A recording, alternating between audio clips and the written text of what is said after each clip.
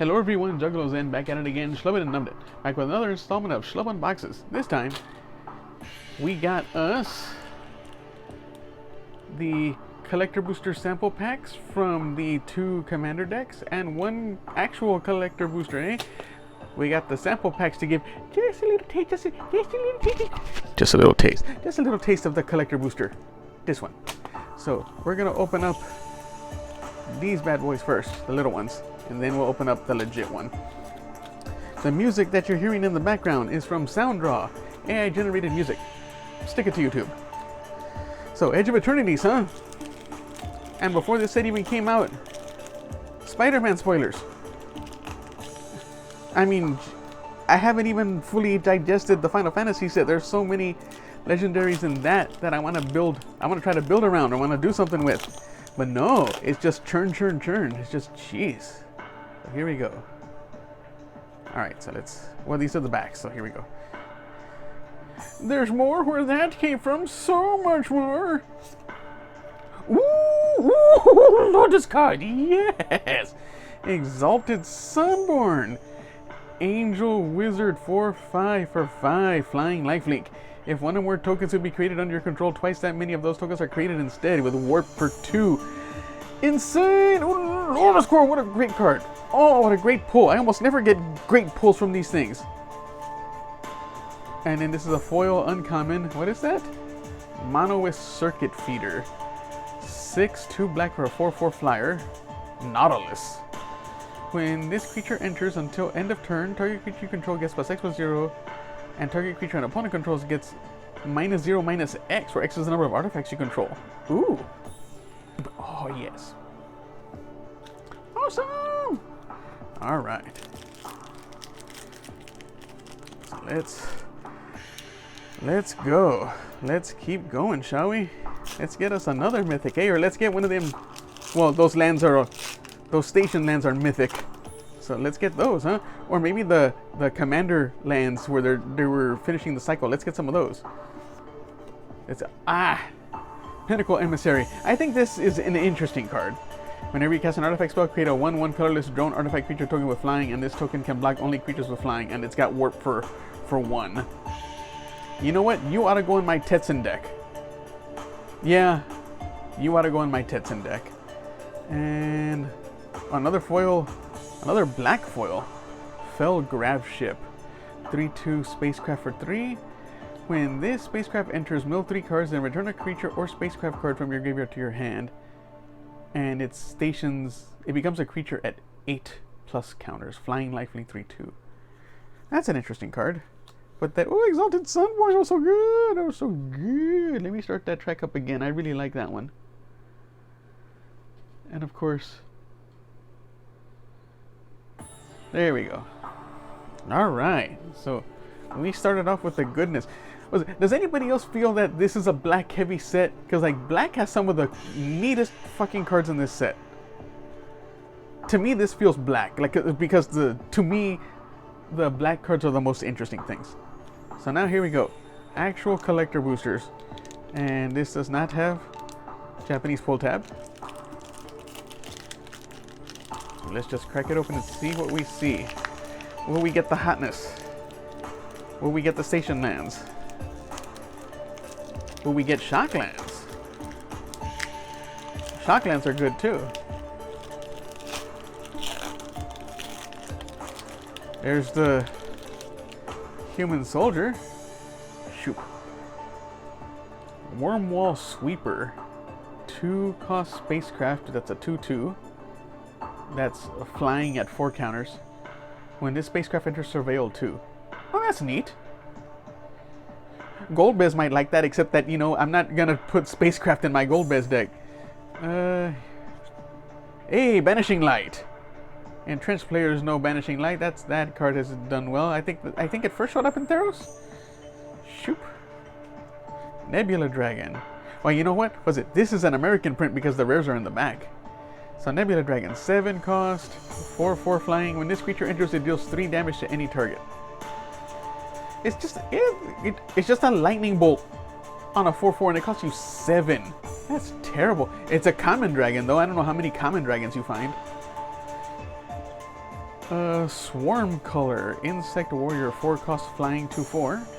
Whenever this creature becomes tapped, you may sacrifice another creature or artifact. If you do, draw a card. Becomes tapped? So when it stations or crews or mounts? Wow. That's kind of neat. Graph Blade Heavy. Look at that thing, man. That looks like a freaking Warhammer thing. And it's got, like, this thing is like all shoulders too. As long as you control an artifact, this creature gets +1/+0 and has Death Touch. Okay. Lash Whip Predator. 6 cost, 5/7 Plant Beast. This spell costs 2 less to cast if your opponents control 3 or more creatures. Heh. A 4 cost 5/7 with reach is pretty nice. Oh, what are you? Hilderblade. 1 black.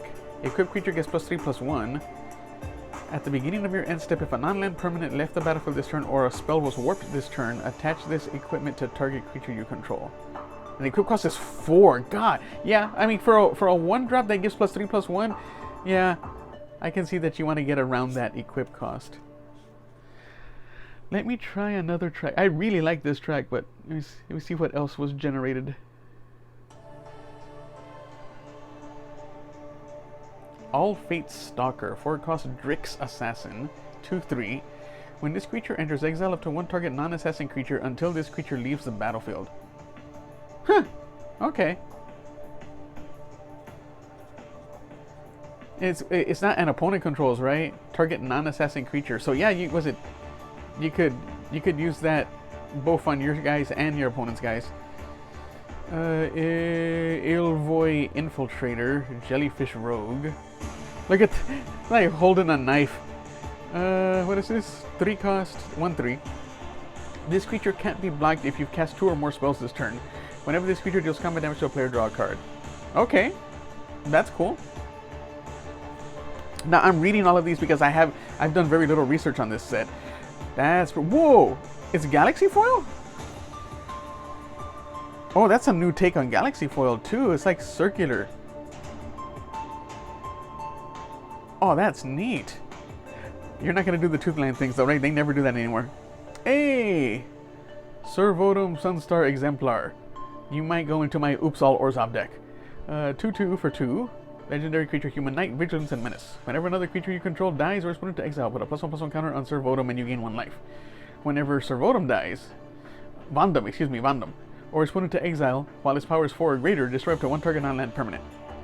I mean, there's utility. This guy's not bad at all. Shoop. Planetary Annihilation. That's the commander card. 5 cost. Each player chooses 6 lands they control, then sacrifices the rest. Planetary Annihilation deals 6 damage to each creature. You know what? Was it letting people have 6 lands? That's not terrible. This is one of the better feeling mass land destructions. Because I mean, 6 still lets you do most of your top end plays. Just 1 per turn. Ooh. So we got the showcase. What is that? Asteli Reclaimer, 5 cost Angel Warrior, 5/4. When this creature enters, return target non-creature, non-land permanent card mana value X or less from your graveyard to the battlefield, where X is the amount of mana spent to cast this creature, and it's got warp for 3. That's cool. That's real cool. I likes it. And shoop. Lotus Field. Oh, cool. This land enters tap. When this land enters, sacrifice 2 lands, add 3 mana of 1 color, hexproof. Cool.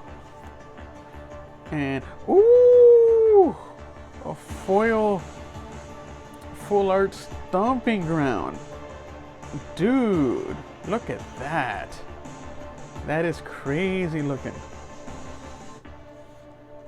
And then the other token was a lander.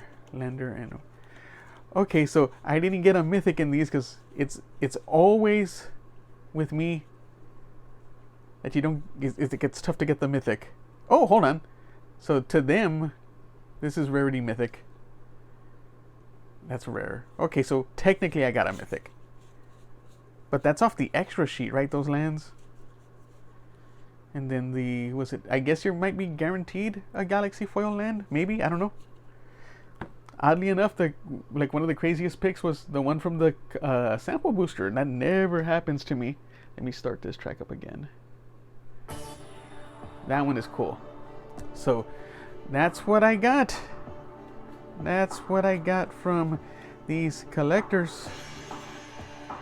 Oh, now it's not playing too well. But we're on the end of this video anyway. So thank you very much for joining me on this one. If you like my quirky content, like, comment, share, subscribe. Boost your Schlub's numbers. Thank you once again. Stay schlubby, my friends.